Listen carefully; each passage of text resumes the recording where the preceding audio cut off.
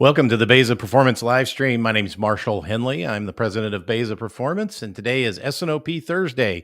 Today we're going to be talking about executive presentations with Doug Dedman of DBM Systems. Again, let me get Doug up here. Welcome, Doug. Oh, good to be here, Marshall. This is a bit of the, I don't want to say the punchline, but it's kind of the big thing we've been working towards. It's not the only thing we're going to be covering in this current series, which is called What Does Good Look Like? But what we've said is the executive presentation and the executive participation in that presentation is pretty critical. So we've been trying to kind of get to this early, but tee up the things ahead of time that are important. So why don't you just take it away? We'll pull your stuff up on the screen. We can start talking about it. Sure. Yeah. So we, as you just mentioned, right, we've been going through how good, what does good look like, and we'd identified 8 areas, and these 8 kind of major areas that we've got. We've covered family structure, we covered the monthly process, and really at the culmination of the monthly process, we get to the executive presentation.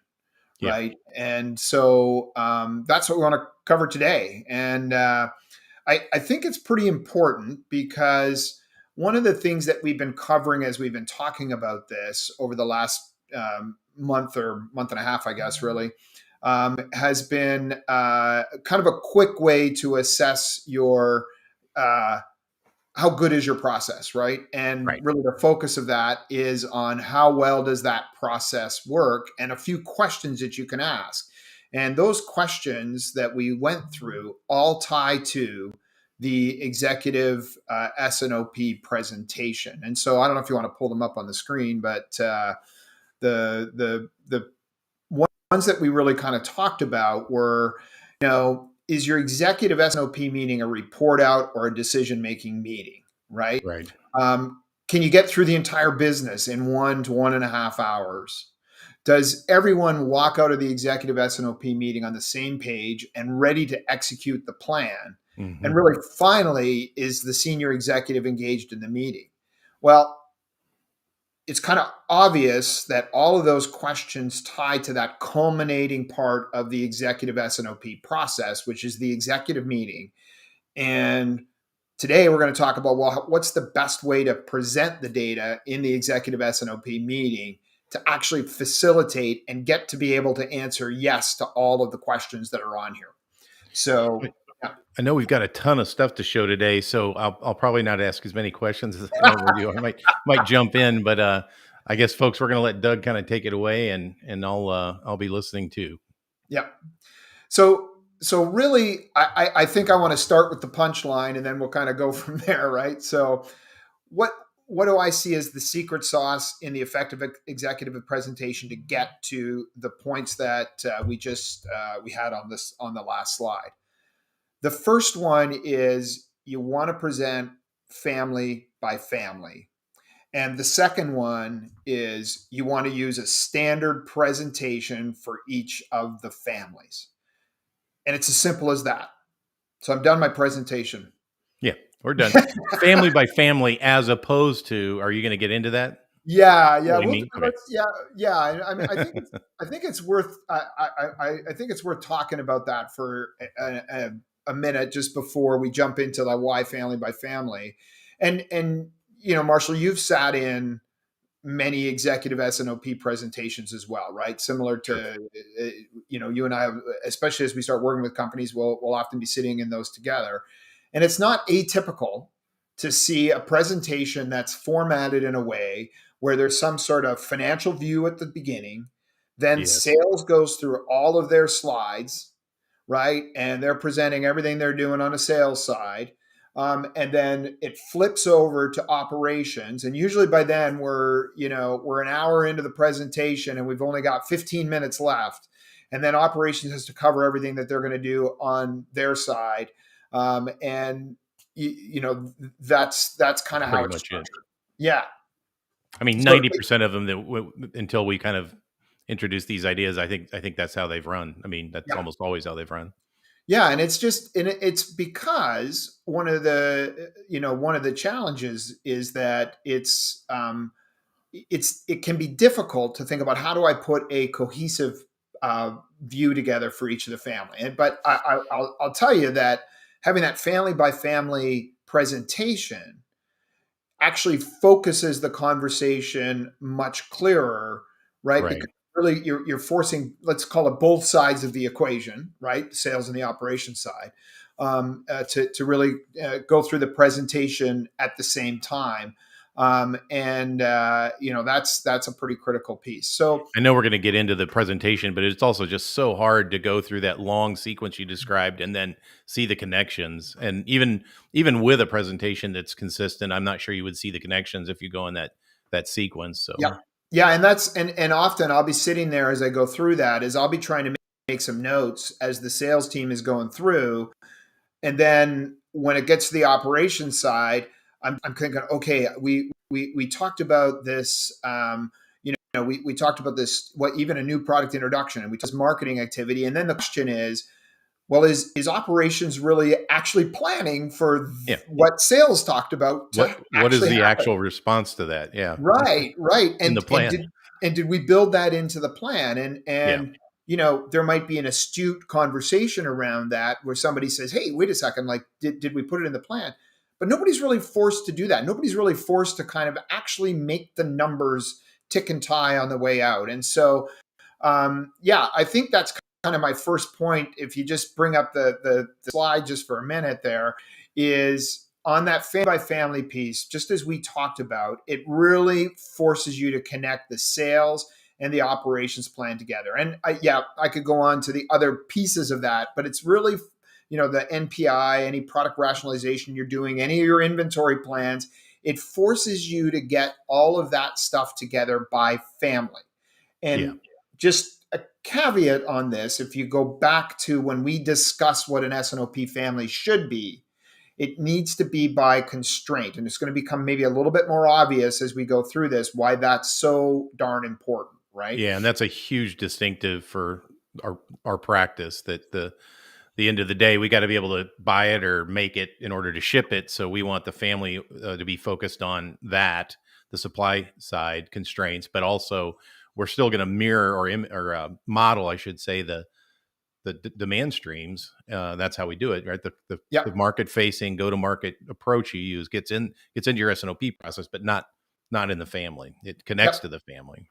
Yep, and I think you'll see a little bit, in this session, and I think probably in our live streams as we go on, as we pull up a couple of the 5-section sheets, you'll start to see why that becomes pretty important when we Yes. look at it. So it connects the things together. The other one that's super important is it forces the family definitions to be the same. I the number of times where I walk into an executive presentation and sales will present something, and they might even be using the same descriptor for the family. And then operations will talk about it, but they're not actually on the same page. They're not Yeah. the definition of what's in the family when sales talks about it is not the same as when operations talks about them. So by doing it family by family, and once again, the tool that we use for that 5-section sheet forces the math and the numbers to make sense. So the definitions have to be the same. So the products that are in the family have to be the same for both sides of the equation. Yeah. The other one that's big, and I kind of alluded to this, but the number of times where we have to, sales presents their nice story all the way through, and then we get to the operation side, and then they present. Well, then often we have to circle back to the previously presented sales or new product information and go, well, did we include that, marketing plan in here? Did we include that in? And so that really eliminates the need. And that's a real time suck when you're trying to get through the meeting Yeah. quickly, because you're coming back and like, the number of times where there's a lack of clarity and you end up debating what you're seeing is a real part of the challenge. And the last one that's on here, or maybe it's I think it's my second last one, is forcing you to a balanced plan. By putting it all together and driving that plan out and using a data-driven plan, it'll force you to actually have a balanced plan. And what I that mean, means, oh, yep, that's go ahead. kind of the point, right? Of Yes. S&OP. Make Yep. those decisions, balance the plan, and then go do it. Go execute it. Yep. And that balance plan really needs to go out for the whole planning horizons, which we're going to be talking about at a future date. But that's a real important part that happens. And you think about the fundamentals you talk about for S&OP, that one version of the truth. Everybody spouts that off. Doing it by family forces you to get to that one version of the truth. So my two things on the secret sauce. First one, you gotta do the presentation family by family. And if you do that, that starts to eliminate some of those time wasters of lack of clarity because sales and operations aren't talking in the same language.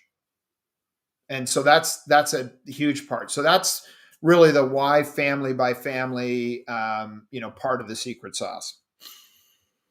So that brings me to number two. Why do we use a standard presentation for each family? So I'm going to go through here, and we'll spend most of the time today talking about this because it's the what should you present Yeah. in there, right? But The why details should I matter. use what's that? The details matter The about how. details matter, right? And why should I use a standard presentation before we look at what should the standard presentation look like?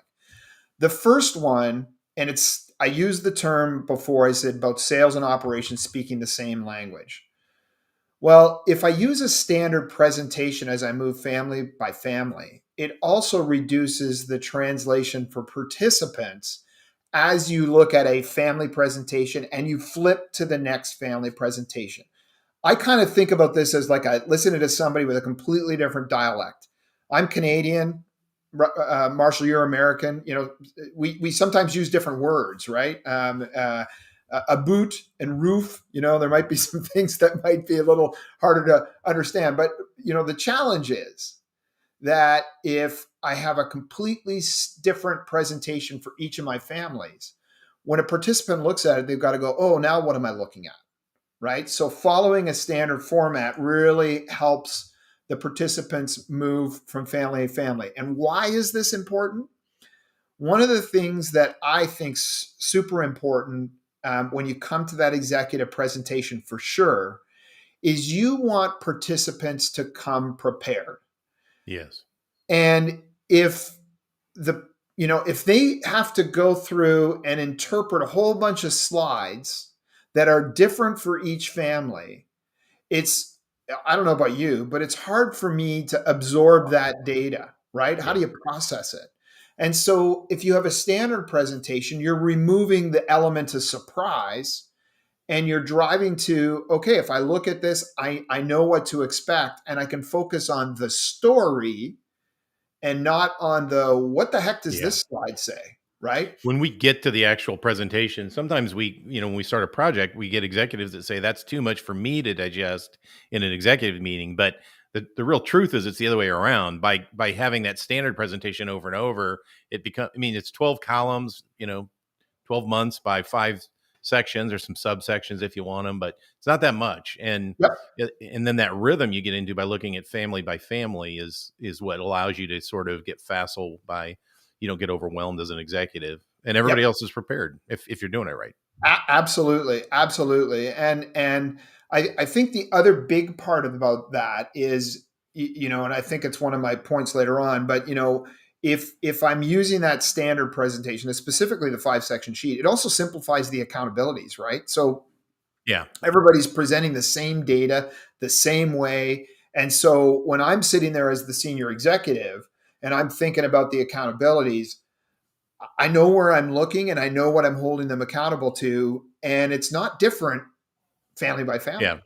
Actually, it just occurs to me though that clarity of connection is what gives you clarity of accountability, right? You know how things connect together between the sales side or the demand side and the supply side at enough granularity that you can actually say, well, hey, Joe, what's going on with this? If Joe's responsible for the miss in terms of getting the demand side, for example, and then Yeah. gives you something actionable. So The other one that's so I think is really big is organizations change over time, right? And so, you get new people coming in. You get you get a new VP of sales, and we're going through this with a couple of our large customers right now. Some significant transitions. Well, if you follow a standard presentation, think about how much more easy it is to bring someone into that.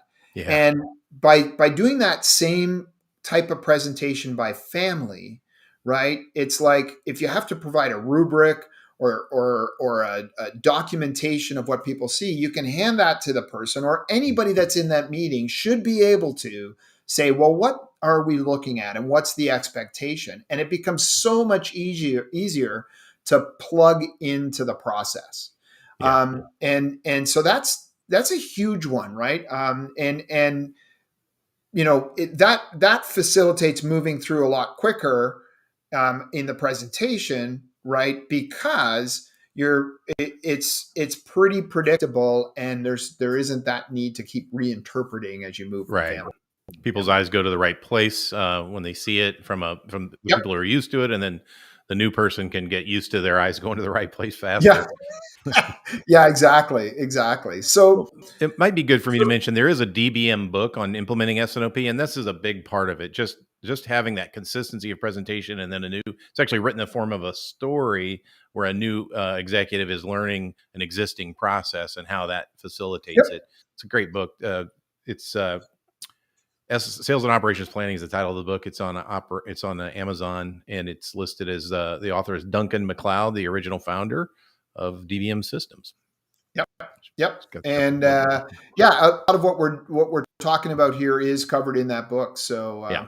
so we kind of answered why do you present family by family and why using a standard presentation. So now kind of the meat of this is, all right, what should be in that standard presentation? And so this is think about this as a framework. This is not everything, and this is not all necessary. But if you're sitting there today and you're going, man, like we struggle getting to the right level of detail, and we just can't seem to get these family presentations, take this template as a starting point Yeah. and work with it from there. But I always say to people, be really brutal about your executive presentation, because what typically happens is you have a senior executive, or you have an issue, a new senior executive comes in, or you have an issue that comes up, and we add a slide to address that issue, and then that slide becomes part of the standard deck, and then 6 months later someone goes, well, what does that slide mean? I don't know anymore. Right? Like it's a Yes. bit of a challenge. So I like to provide kind of at least a starting template, and that I really, mean, go ahead. ideally, this would be not ideally, but just to make this clear, what we're showing are potentially seven slides in a Yep. deck for each family. That's Yep. what we're talking about. Exactly. And I'll quickly take you through each of these. So the family characteristics, last month's performance, and you might be able to combine these together, some kind of summary for the family, Yeah. a discussion on risks and assumptions, right? Which is what's gone into the plan last month, just so I can actually validate those risks and assumptions this month to say, hey, were we, we've talked about this before. Did we miss the plan because things completely changed that we weren't expecting, or did we miss the plan because we made the wrong assumptions when we built the plan? And we better improve our assumption process, right? All that's kind of baked into the family plan, which is that second last the slide that's over there. This family plan here. This is really the meat and potatoes, if you will, of the presentation. What are your new risks and assumptions, and any action plans that come out? So what I thought I would do in the time that we have left is maybe go into a little bit of what these slides would look like, and maybe we can just discuss a little bit about them as we go on. So you might be thinking, family characteristics. What the heck are family characteristics? And so this is part of that idea of getting everybody on the same page.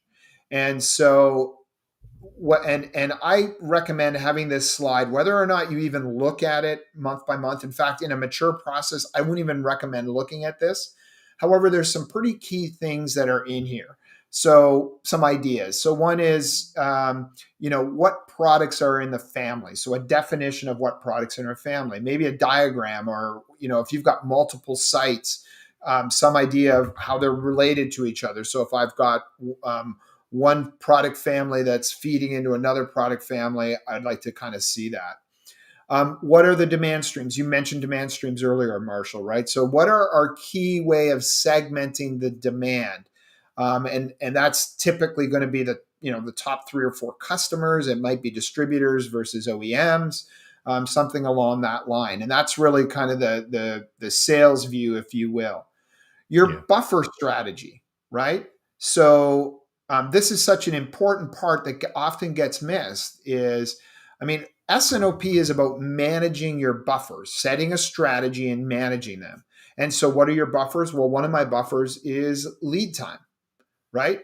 Lead time is a strategic buffer between my shipments and my sales, right? My shipments and my orders. And so, understanding that buffer and where do I want that to be, and being able to monitor, is it going up or is it going down? Is it where we really want to be?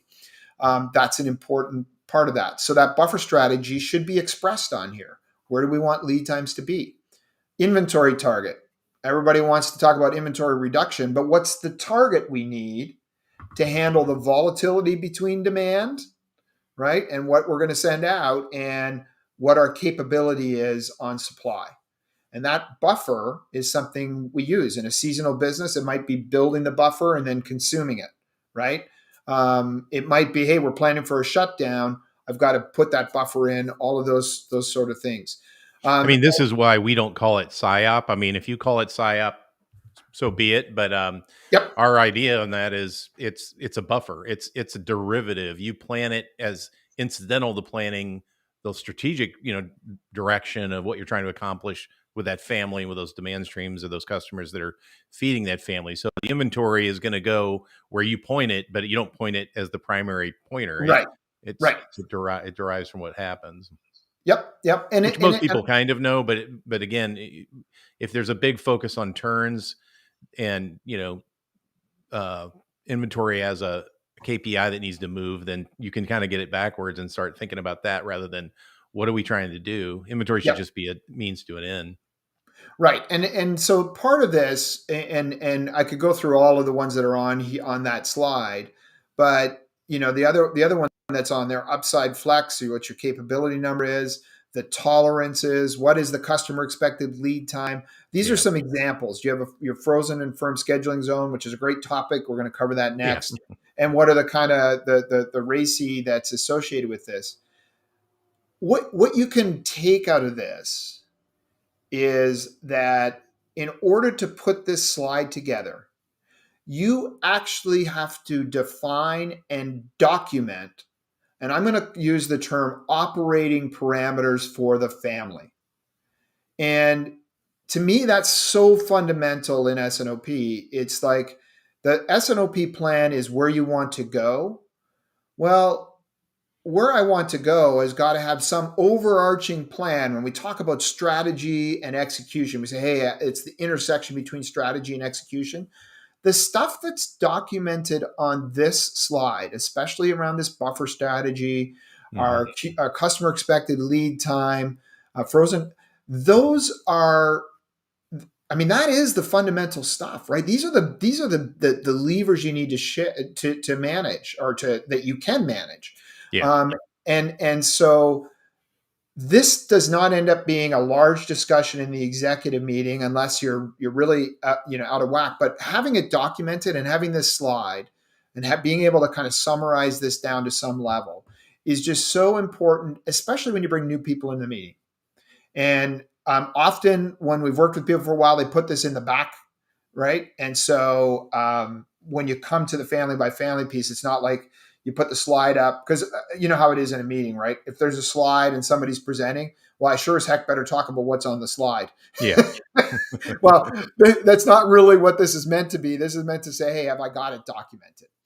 Yeah, if there's a change, let's talk about the slide, but otherwise we may not even cover this slide every time. Absolutely. So Spend a lot of time on that one. It's kind of important, but when you look at it in the gist of the presentation, you're really not spending any time on this, but it's your grounding slide for the family. Well, and then we find there's definitions behind these definitions that are really Absolutely. important to the business. Like they may not have their promise or their request date definition very precise. I mean, it's sort of getting set by somebody. It might have some variability over in customer service, and then they're actually driving some of their thinking about the business at a strategic level on something that's not even properly Right. isolated as a definition. So Yep. This, I think it's a to huge me, point.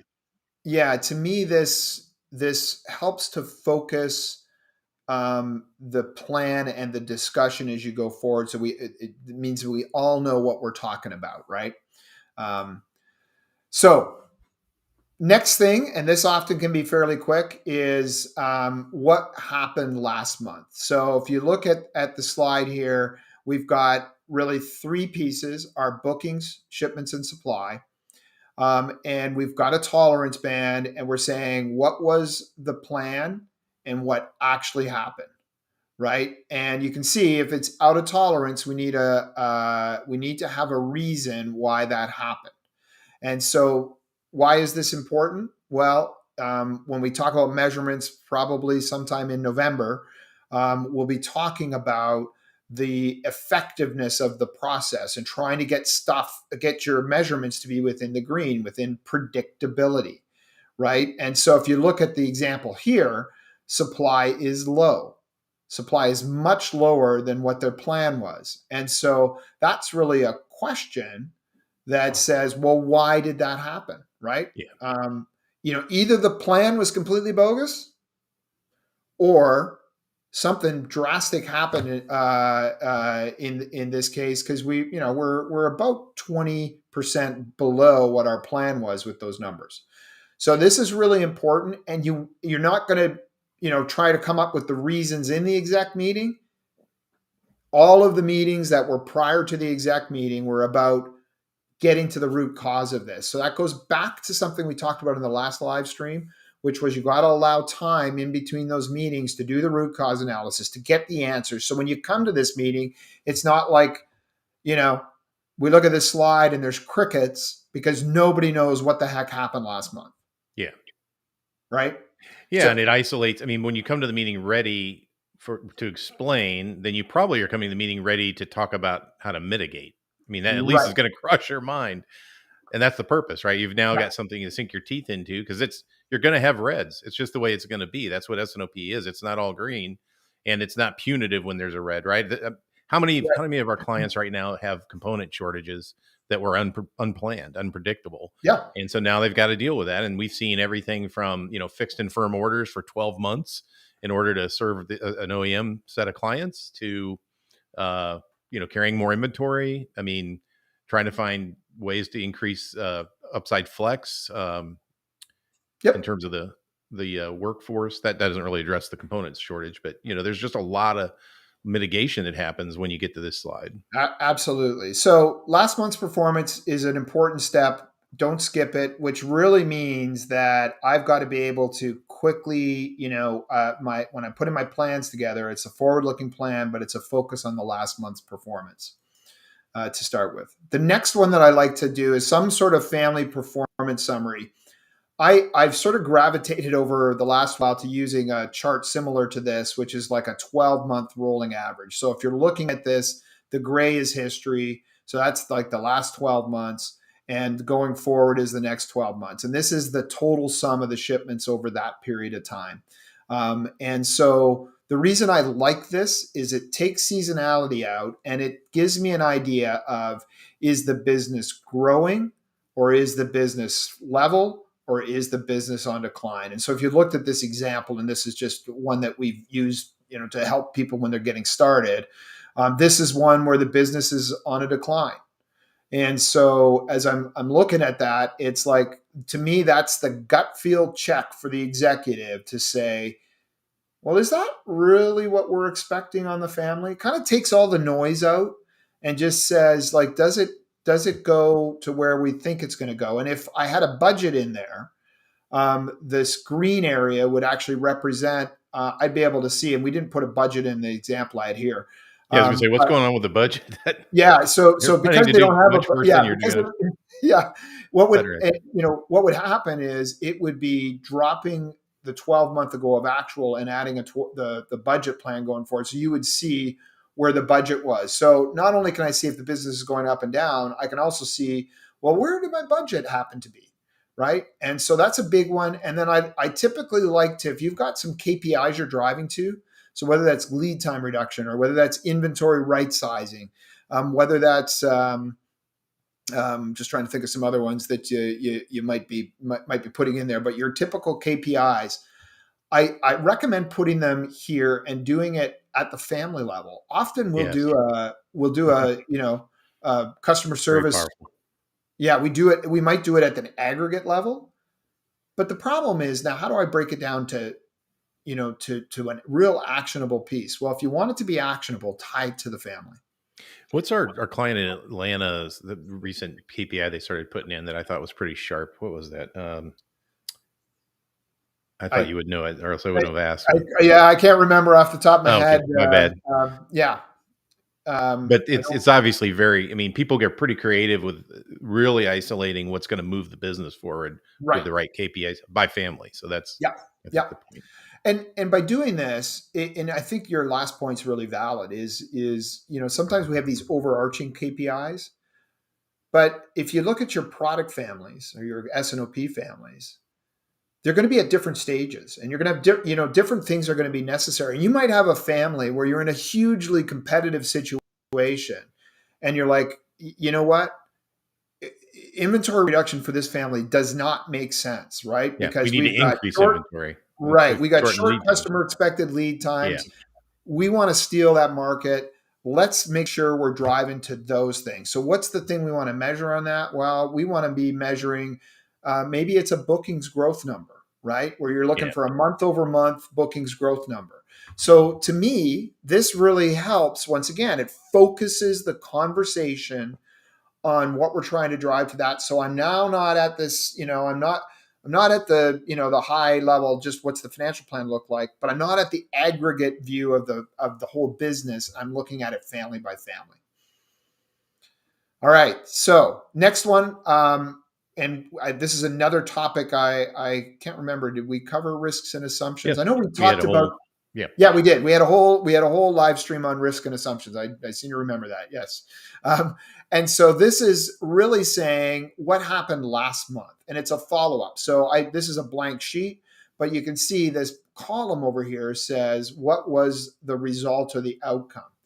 Why do I do this? Well, last month we put a plan together. We just measured ourselves against that plan with the actuals. Now the question is, we did the reasons, why that happened, and this is really a way of kind of accountability back into those assumptions. So, like, if the assumption was we're getting a new customer and they're going to be a 15% bump in sales, and that didn't happen, so we would see the new customer assumption here, and then we'd see that nope, they went to a competitor. We lost. We didn't get that business. And so what this is doing is helping you learn as an organization. How do you build your plan and what happened, and how do we do a better job of going through the plan.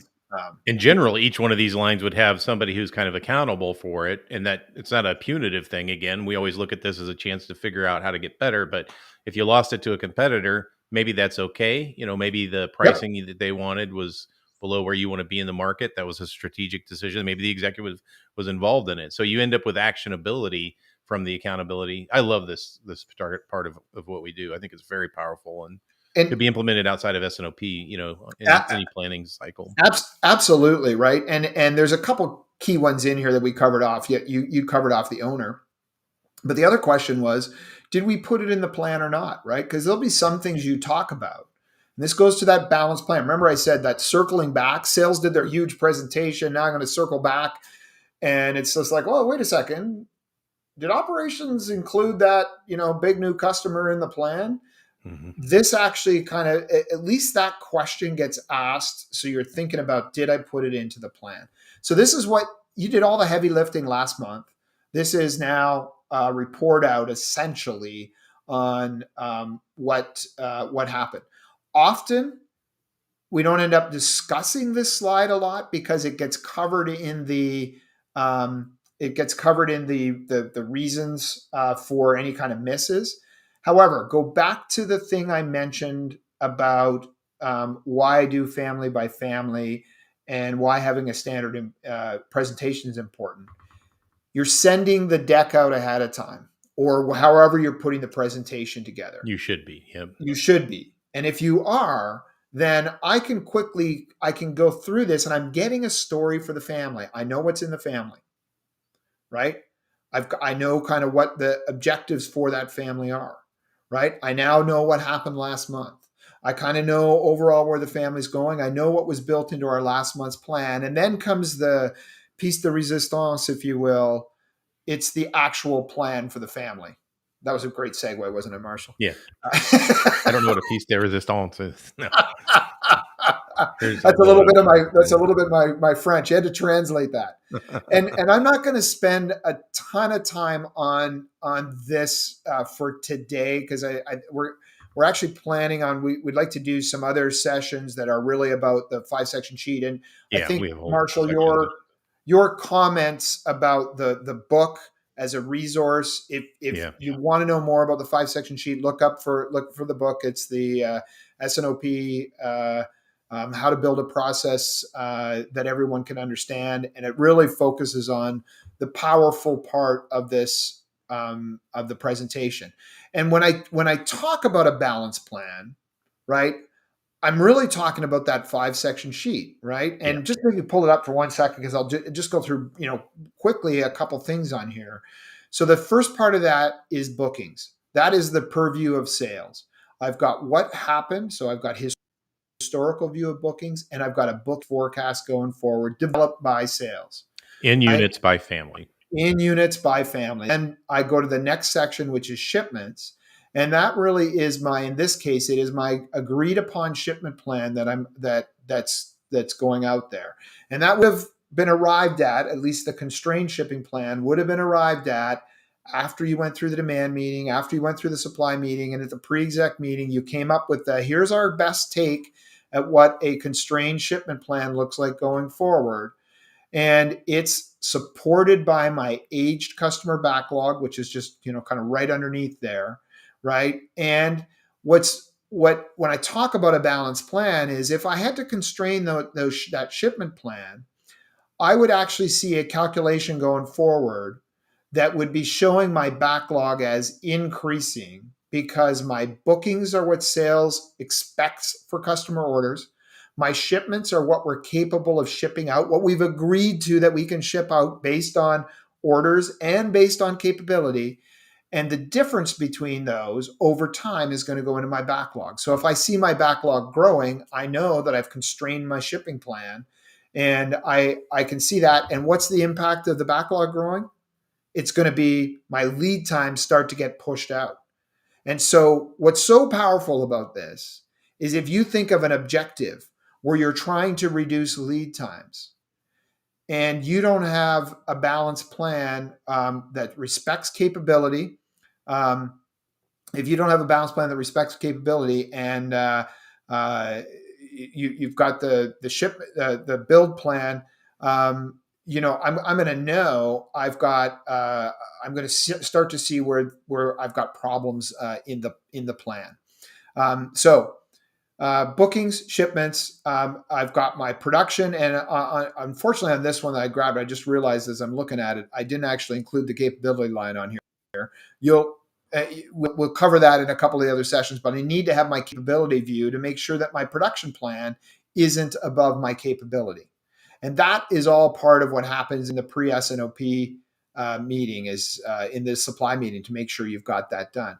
But same thing going forward, I have an inventory calculation going forward. I'm doing a really rudimentary finished goods inventory calculation where I take my current inventory, right? I add in what I'm going to produce, I subtract what I'm going to ship, and I can run that forward as an inventory plan. So if the plans aren't balanced, and you can see on the example I have here, I get out to October, I'm starting to run negative inventory.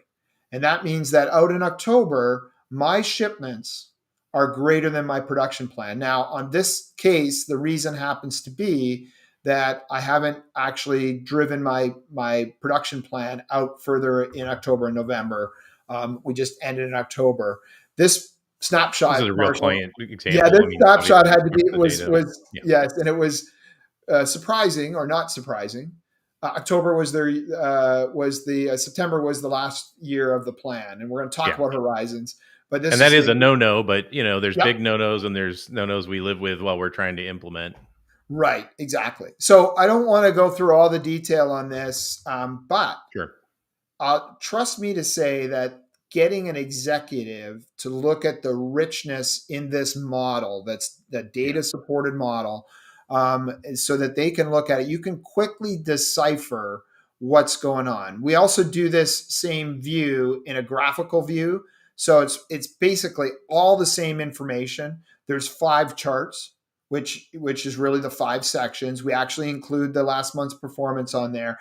So people will use this as a view as well, as a way, and you can interpret pretty much the same way as you do on the There, 5 there, section sheet. But there are some benefits to using this, and there are some benefits to not using this, I guess. So maybe both is. It yeah, seems to me that both is always pretty helpful. I yeah, like it when executives are able to read the numerical 5 section sheet because they're kind of getting used to the numbers. And we always say that they have to kind of experience this, but when we start, we make sure they realize that you're going to really key in on changes every month to the right, function sheet. It's not you're digesting every number on that every month, and that's why we track yeah, we roll months. yes, absolutely. So the point being, this slide and this slide are really the crux of that family presentation. That's doing exactly what we said were the things we wanted to get out of the family view is a common way to look at it. So you can see that I'm really forcing all those pieces to come together. They've, Yes. the family's got to be defined the same way, right? And you got to be able to walk out of there with either going, holy smokes, the plan was nowhere close to being balanced and we got to deal with this, right? Or nope, we got a balanced plan and these are the concerns I've got about that. And by the way, we use this in high volume consumer products. We use this in large projects. I actually use it to run my business, which is really a project based business as well as we Sure. implement S&OP for people. So yeah, it works. Yeah, it does work. So yeah, Yeah, folks who have intelligent demand streams coming from big box stores, and that's their only type of client, big box stores and Amazon, it works, and it works for people who are building nuclear power plants yep, or supporting that. So, yep. All right. So go through those 2 pieces. I usually like to bring in what are the risks and assumptions behind the plan.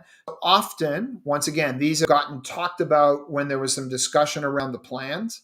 But it's good to have them here as a document. And actually, we're working with a client right now who doesn't actually put a presentation together. They actually have they kind of have a what do you call it, PDF that goes out that really has all of these elements in it.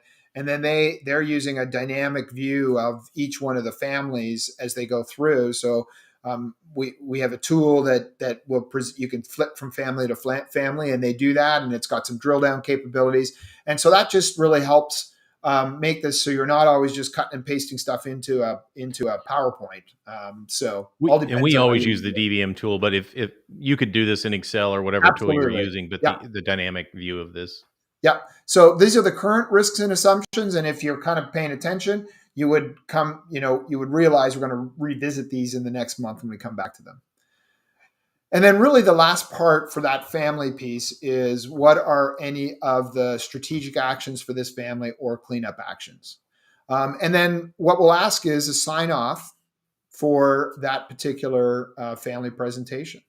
So, I mean, I think that kind of covers off what I wanted to cover there, Marshall, at least in my presentation piece. I don't know if you've got any other things that you sort of felt I didn't. No, let's, if you don't mind, flip back to to the slide that shows all of them, and then I'll put that up once you get there and folks can see. You mean all the things that are in the presentation? Yeah, the things that we would want to see for every family in the presentation. And Yep. just as a reminder, we're saying you should go through the presentation by family. That doesn't mean you don't cover demand and sales and then cover supply or operations, but it does mean you do that by family. So you keep, flipping back and Yep. forth. And I think that's really Yep. powerful. Yep. And I think if you have these, right now, like I said, family characteristics, you may not even really actually talk about that one, right? You just want to have it there. That really facilitates the process. Last month's performance, critical, right? Because you're trying to build credibility in the organization that we put a plan together and we deliver to the plan. Real critical. That family summary, some view of that, I like really putting the KPIs in there. That really kind of focuses us on what we're trying to get done. If I go to the last month's risks and assumptions, typically that'll be pretty quick. The family, a lot of time is spent on this, the family plan, right? And you'll discuss the risks and assumption as part of them, but at least they're documented in there. Yes. And really, if you do the work in the meetings beforehand, and you can see that while that family plan looks complex, but if it's the same for each one, I know that when I look at the aged bookings and I look at that booking plan going forward, I can immediately tell what's happening, right? Because if the bookings, I've got my age bookings, age backlog, sorry. I said bookings, I meant age backlog. If I've got my age backlog in there, right? And I look at my first month shipments and I can quickly tell because a lot of people in their mind will have an idea. If I've got 75% of my orders booked coming into the month, I'm going to hit my plan for the month. I can see that right on that. I can see that right on there. Are we in good shape coming into the month? Right? Yeah. It's there. And then if I look forward and I see the bookings are growing, I know I'm constrained, or the backlog is growing. I know I'm constraining my plan. Right? And so I have a way to, and if my plan is to reduce lead times, well, then that forces me to make my supply line higher Yeah. than what my my planned shipments might be, or what my bookings are, and how that translates to the shipments. I've got to do that, and then I've got to actually execute that plan, which might mean pulling backlog forward, right? All of those things that you want to do. So I could go on. That's kind of the crux of that. But hopefully that kind of helps people see how do you do this in that period of time. And I know, people say, well, it's counterintuitive. You're actually asking them to look at more detail and yet you're getting it through faster. But It is faster. it is faster. It's Consistently. faster because Okay. it's consistent, right? It's forcing both parts of the story to be in one place, and it's either balanced and I'm good with it, or it's not balanced, and We we got to can fix it. quickly say we got work to do before the next cycle to get this thing balanced. And your eye, your mind, whatever the process is, you're focusing more on what's changed. So maybe it takes a couple hours. I mean, we've had some early executive S&OP meetings that took 3 hours or Yep. something, crazy. We actually come into clients that have 3 and 4 hour executive S&OP meetings and get them down to an hour and a half with, multiple families. Yeah. Some of these family presentations I've been in that cover those items are 5 or 10 minutes long because everything's working. The Yeah. balance plan is producing the results. We're not changing a lot of it. Everybody's on the same page. The new thing where we're doing some NPI and that's getting introduced, then that gets the 20 minutes of time. Yep. Or the thing that's being affected by supply chain shortages, that gets extra time. Yep. So good Yeah. stuff, Doug. Go ahead. And just you made me think of one thing, Yeah. because when we're helping people implement a process, you're right. When we think about this, if you're sitting and you've got a certain way you're doing it, and we say, wait a second, you got to change the way you present, you got to change the way that presentation comes together. We actually don't do that for all the families to start with. We'll do that for a family, and it's going to take for one. And you got to think about, you're trying to teach the organization, build the muscle memory about how do you do this presentation. So don't expect the first time you go through it. And so we'll often in that pilot, if people don't have a process, we often have a half hour to an hour presentation on that one family, not because that's the objective of where we're trying to get to. It's because you're really trying to make sure everybody is very comfortable with those elements of the presentation that are there.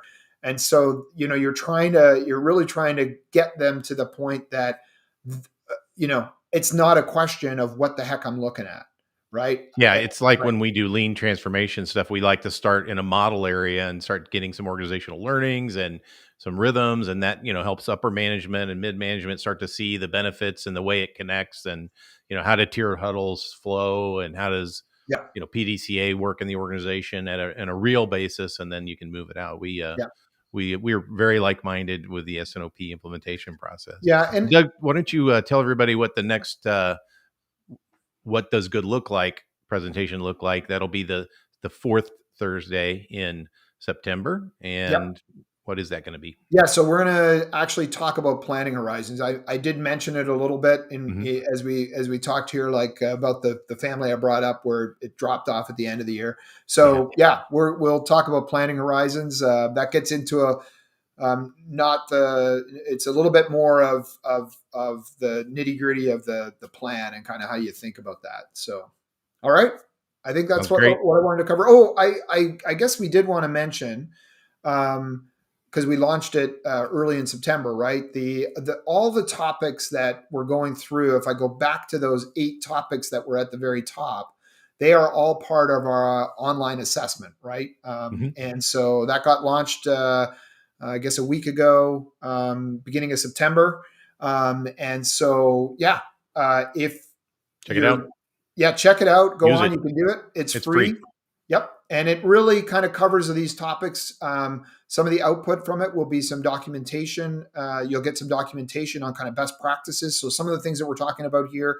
And then if you're not sure about something that's come out of there, tune into the live streams because we'll be actually talking about it a little bit more. So between that, Mhm. that could be part of building some new muscle memory in your organization. Kind of get And your you can find it at BEZAperformance.com. I've got it on the screen for everybody. But until next time when we look at planning horizons, thanks again, Doug. And that's it all for right. today's BEZA live stream. Thanks. All right.